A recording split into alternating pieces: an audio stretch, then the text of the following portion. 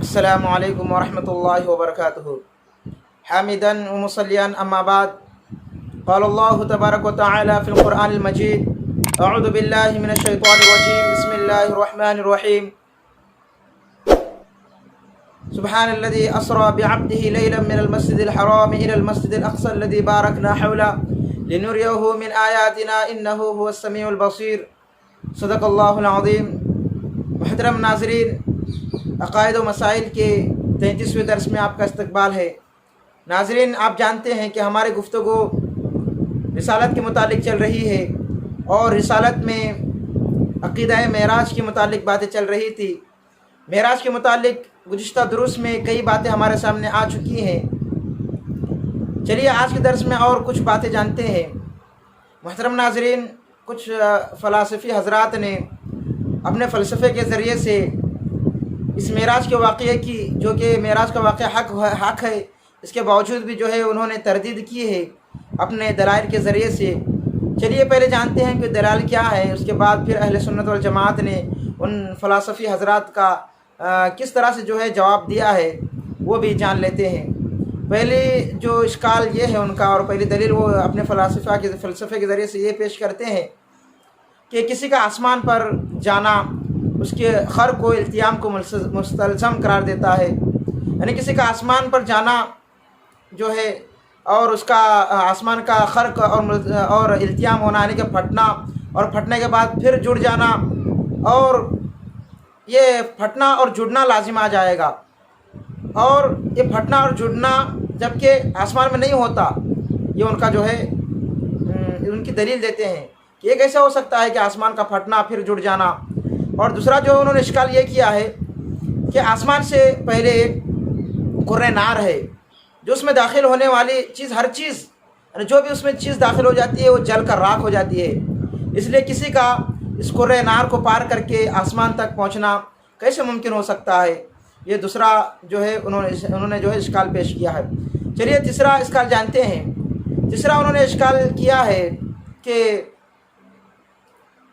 اتنے قلیل مدت میں اتنا لمبا سفر، اتنی طویل مسافت کو طے کرنا بعید از قیاس ہے۔ اتنا لمبا سفر اتنی طویل مدت میں کیسے ہو سکتا ہے؟ یہ انہوں نے 3 جو ہے اشکالات پیش کیے ہیں۔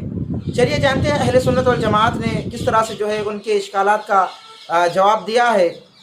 پہلا جو ہے اشکال تو یہ تھا کہ زمین کے آسمان پر جانا، جائیں گے تو جو ہے اس کا خرق اور التیام لازم آئے گا، یعنی پھٹنا اور جڑنا لازم آئے گا، اور یہ کیسے ہو سکتا ہے؟ ان کا جو ہے ایک سوال تھا، ایک اشکال تھا۔ چلیے اس کا جواب جانتے ہیں۔ فرماتے ہیں اہل سنت والجماعت نے فرمایا ہے تمام کے تمام اجسام، خواہ وہ سماوی ہو جیسے آسمان، خواہ وہ علوی ہو جیسے آسمان، خواہ وہ سفلی ہو جیسے زمین، یہ سب اجسام متماثل ہے، یعنی ایک جیسے ہیں اور متحد الحقیقہ ہے، یعنی ان کی حقیقت کے اعتبار سے متحدہ ہے، ایک ہے، کیونکہ سب اجزاء لا یتجزا ہے، مرکب ہے، لہٰذا ایک جسم پر جو چیز ممکن ہو دوسرے جسم پر بھی جو ہے وہ چیز ممکن ہوتی ہے، کیونکہ سب جسم اپنی حقیقت میں مشابہ ہے۔ چنانچہ ہم زمین کو دیکھتے ہیں کہ زلزلے آتے ہیں، زمین پھٹ جاتی ہے، تو جب یہ زمین پر ممکن ہے تو بعینی ہی اسی طرح سے آسمان پر بھی خرق طاری ہونا اور اس کا پھٹنا یہ بھی ممکن ہے۔ دوسرا جواب اہل سنت والجماعت نے یہ دیا ہے کہ اللہ تعالیٰ تمام ممکنات پر قدرت رکھتے ہیں۔ ہم جانتے ہیں کہ جو بھی دنیا میں ہوتا ہے وہ اللہ تعالیٰ کی مشیت سے ہی ہوتا ہے۔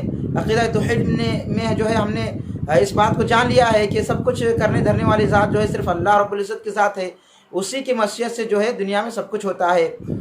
تو دوسرا جواب دیا ہے کہ اللہ تعالیٰ نے چاہا سب کچھ ہو گیا، یعنی پھٹنا ہو، زمین کا پھٹنا ہو یا آسمان کا پھٹنا ہو یا دوبارہ جڑنا ہو، یہ تمام کے تمام جو ہے اللہ تعالیٰ کے چاہنے سے ہوتا ہے اور ہو گیا، کیونکہ اللہ تعالیٰ کے مشیت سے ہی دنیا کا نظام چلتا ہے۔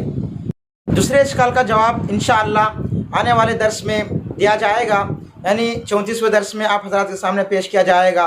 تب تک کے لیے انتظار کیجئے اور ہمارے چینل کو سبسکرائب کیجئے اور دعا کیجئے کہ اللہ تعالیٰ جو ہے ہم سب کو جو ہے صحیح عقیدے کو سمجھ کر اس پر عمل کرنے کی اللہ تبارک و تعالیٰ توفیق سے ہم سب کو نوازے۔ وآخر دعوانا الحمدللہ رب العالمین۔ السلام علیکم ورحمۃ اللہ وبرکاتہ۔